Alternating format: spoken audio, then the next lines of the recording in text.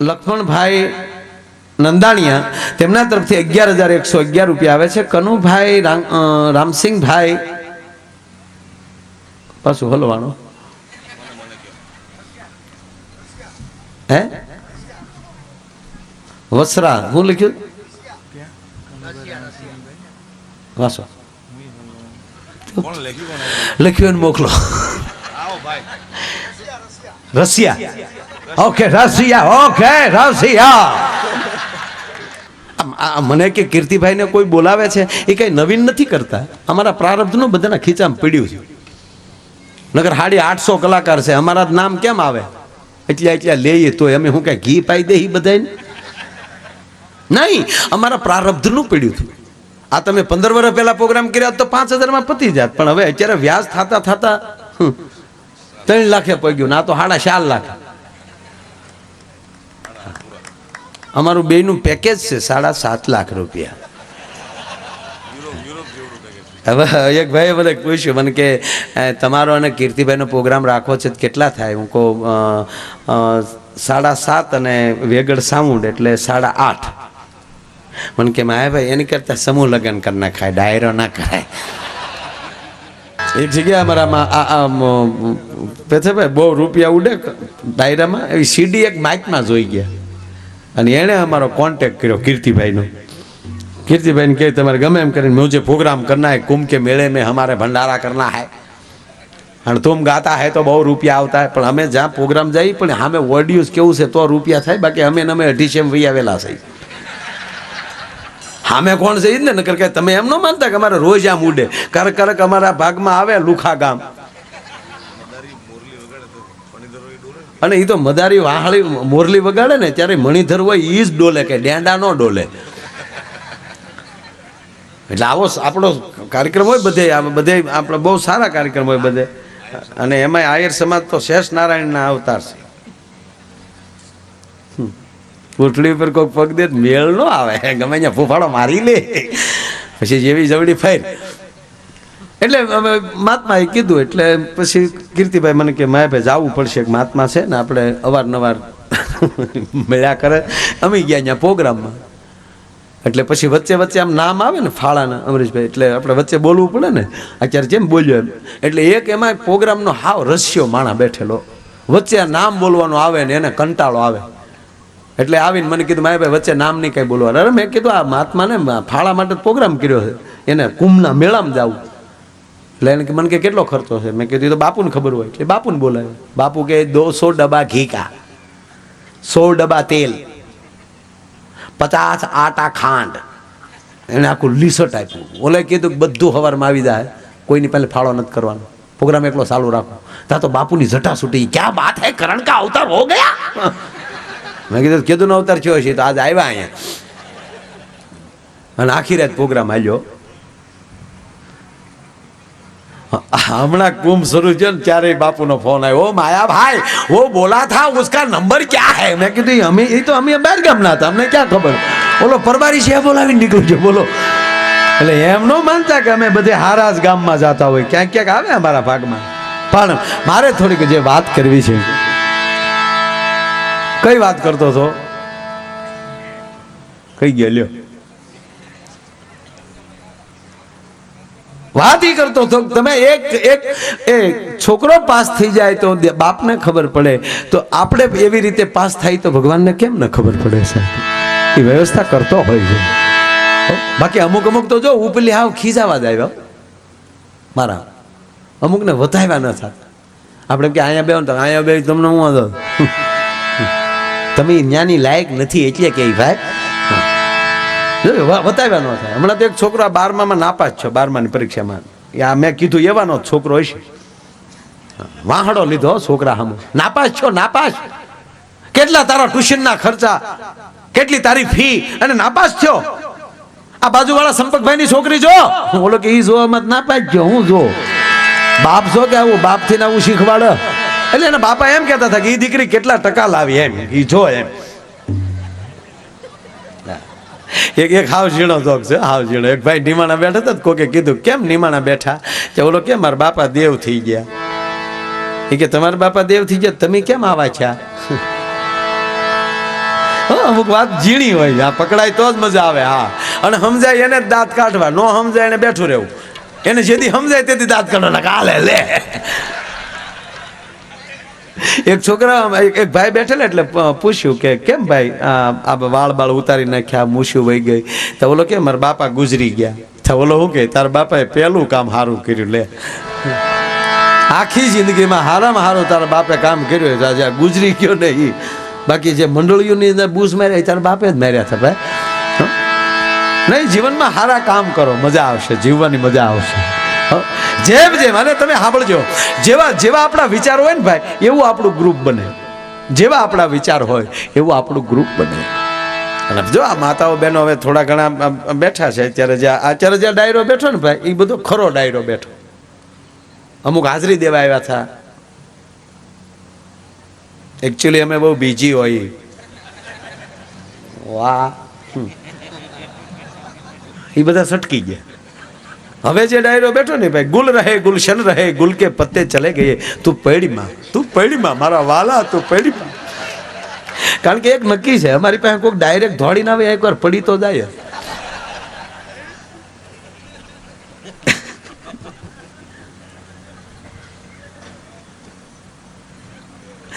બહુ સારી ફરમે. કોને મોકલ્યા? Okay, thank you. હા, લઈ લઈશ. હા, જેને બોલાયો હોય ને એની ફરમાઈશ તો લેવી જ જોઈએ, કારણ કે સવારે એને મળવાનું હોય પાછું. એટલે અહીંયા એવું કઈ નથી, તમે નો ટેન્શન, ચિંતા કરતા ને. હા, પણ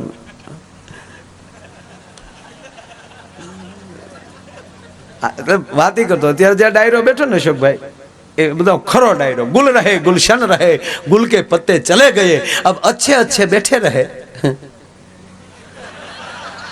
મિસ કોલ એ ચલે ગયે. અમુક અમને મિસ કોલ આવતા હતા તો એ, અને તમે ખરેખર સુખી છો. નકર ઘરના આરે હોય ને કોઈ દાંત કાઢે એવા દાખલા જ ના જરૂર. હા, ઘરના આરે દાંત કાઢે તરત કે હું કરો, હું ક્યાં દાંત કાઢું, પેથાભાઈ દાંત કાઢે છે. પણ નહીં, આપણા બધા સુખી છે એ વાત ફાઇનલ. અને જો તમને એક અંદરની વાત કહું, તમને કોઈ જ નહીં ખબર. આપણે આ માવું જે પાણીપુરી વાળા રે હિન્દી બોલે, કોઈ સાંભળ્યું તમે? હિન્દીને તનૂર થઈ જાય, હિન્દીને જે એ જે ઓલા ભૈયા વારે હિન્દી બોલે. હા, મોટી મોટી પૂરી લેના, તૂટેલી ફૂટેલી મત લેના, તૂટેલી પૂરી લેતા તારા બાપ રગેડા કોણી આવતા એમ. હિન્દી ઊભી ફાટી જાય. હિન્દી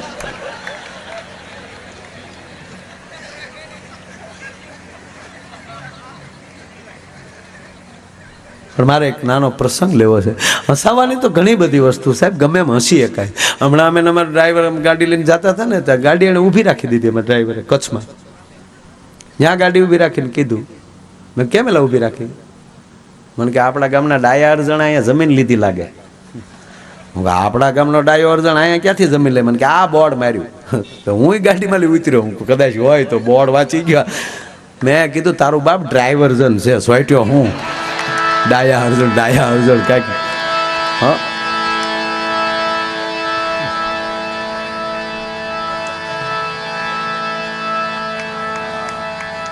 મને કે આ પાછું આગળ આવ્યું, મને કે આ ગોપાલ લખમણ ની દુકાન આવે, મેં ગોપાલ ખમણ લખ્યું. થોડુંક વાંચતું. ખરેખર બધે હળન નો આલ્યું છે ભાઈ, થોડાક જોવું કાંઈક. હે, પણ મારે વાત એ કરવી કે અહીંયા માતાઓ બહેનો બેઠા છે. એટલે અમે અમેરિકા ગયા, મૂળ વાત ઉપર આવું, જ્યારે અમે પાછા વી આવ્યા હું ભાઈ, એટલે મને એક ભાઈ પૂછ્યું, મને કે ભાઈ અમેરિકાના દાંપત્ય જીવનમાં અને ભારતના દાંપત્ય જીવનમાં ફેર શું? મેં કીધું જેટલો ઘીમાન ઘાસલેટમાં ફેર એટલો ફેરો. કઈ રીતે? મેં કીધું જો ભાઈ, મને ન્યાની બહુ જોયું મેં, પણ ત્યાં લગ્નની વ્યવસ્થામાં અહીંયા મેં કીધું આપણે જો 15 વાનાના લગ્ન લખાય, પેલા સંબંધ થાય. સંબંધ કર્યા પછી જેમ જેમ દીકરી મોટી થતી જાય એવી રીતે એના ઘરેણા દેતા જાય. એવા તહેવાર આવે ત્યારે અમુક કપડાં મોકલે, અને પછી જયારે ઉંમર લાયક થાય એટલે 15 વાનાના લગ્ન લેવાય. અને પાછા અંદર પ્રસંગ આવે, પીઠીનો પ્રસંગ. ઓલી બાજુ વરરાજ હોય તો પીઠી અને ફુલેકાનો પ્રસંગ.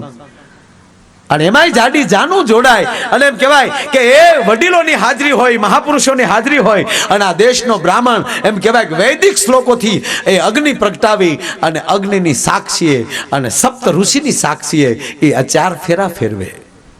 આ કેવો રિવાજ? મેં કીધું ન્યાય એવું કઈ છે ને. અને પપ્પાને ખબર ન હોય ક્યારે લગ્ન થઈ ગયા. હા, પપ્પાને ન ખબર હોય એ તો સીધા પગે જ લાગવા આવે. એકચ્યુઅલી અમે અલગ રહેવાના છીએ, હોય જ અલગ.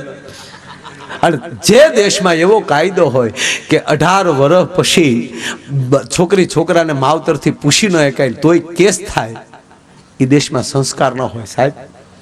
અને જો આપણી માતાઓ બહેનો જે દીકરીને 13 કે 12 વર્ષની દીકરી થઈ જાય ત્યારે એની માં એમ કહેતી બેટા તારા કરિયાવરના ભરત તારે તૈયાર કરવાના છે. એ ભરતનું કામ કરવાનું પેથાભાઈ વસ્તુ નહોતી હો, અદ્ભુત સંસ્કાર હતા. કારણ કે 12-13 વર્ષની થઈ જાય ત્યારથી દીકરીને એની અંદરથી એટલી બધી દાજ મૂકી દે કે એનું ભરત એનું પ્રિય થઈ જાય. ઘરનું કામ જેવું છૂટે એટલે 12-1 વાગ્યા સુધી દીકરી એમ કહેવાય કે એનું ભરત ભરતીથી. શું કામ? એની તમામ શક્તિ ભરતની હારે ગોઠવાઈ જાય એટલે દીકરીની બુદ્ધિ આડી અવળી આટો ન મારી શકે સાહેબ. એક જાતના યોગા હતા. આ ધ્યાન છે, આનાથી મોટું ધ્યાન ન હોઈ શકે. આ સંસ્કારની વાતો હતી. એની બેનપણીઓ હારે ભરત ભરત્યું જાય, ગીત ગાત્યું જાય. અને હજી આપણા જે લગ્ન જોઈએ છે સાહેબ એવા બહુ મોટા સિટીમાં લગ્ન નથી જોવા મળતા. પેલા જ્યાં વડીલો પૈણા એને તો પૂછો જો લીકર બાપાઓ બધા બેઠા. હે તમારા સમયમાં તો કેવું સરસ હે, વાહને કેવા બળદ ગાડામાં જાન જાતી.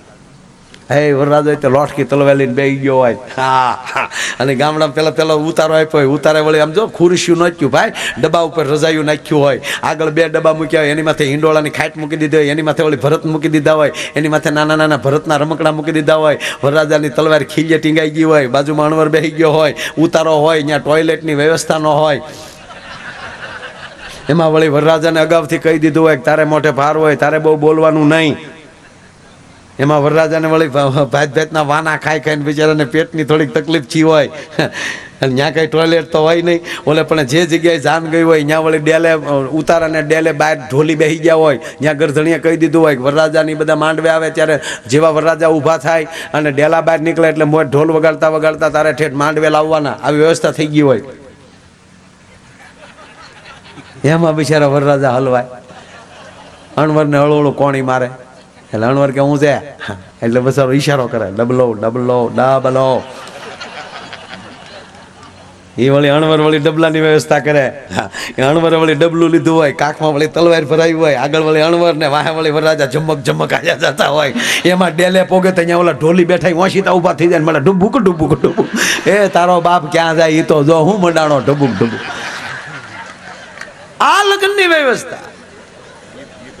હા, અને પાછું કીર્તિભાઈ સમાના ગીત હતા. તમે ઉતારે બેઠા હો માંડવે, અને સાહેબ માંડવે પુરુષોથી જવાતું પણ નહોતું. હા, એકલી બહેનો બેઠી હોય ત્યાં ન જવાય સાહેબ. અત્યારે જેમ છોકરા માવા સોળતા સોળતા ગમે એમ ખબ ખબ કરતા અમારા ફોતા પાડવા છે વધારે, અને ગળાય નહીં કેમેરા વાળાથી માંડવામાં.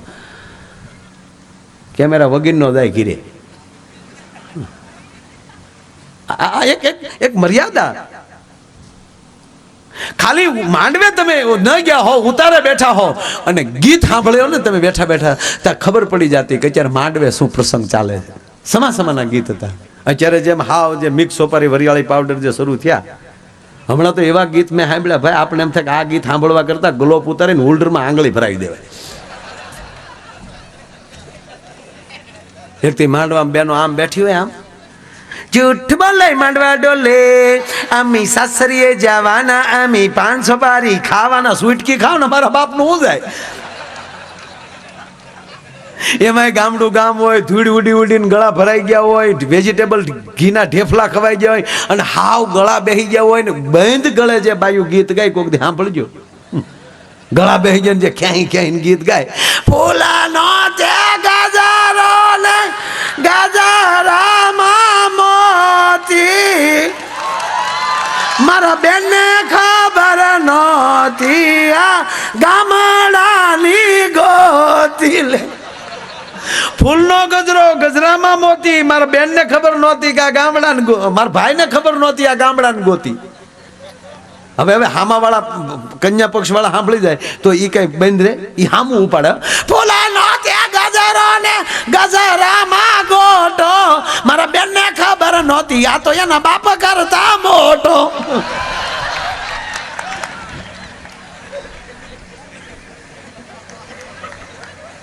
એટલે મેં કીધું કે અહીંયા આવી રીતે સંસ્કારના જે ગીત હોય છે એક આખા જુદા હોય સાહેબ કેવા હોય કોયલ બેઠી આંબલિયાની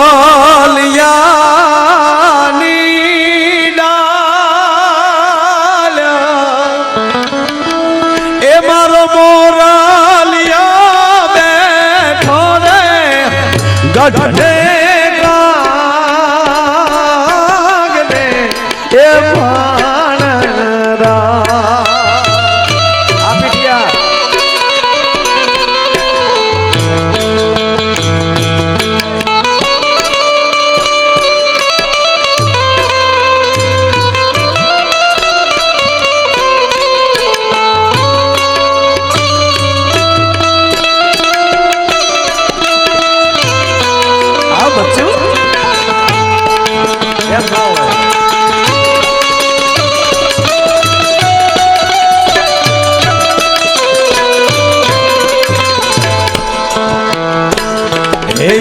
અંતરિયા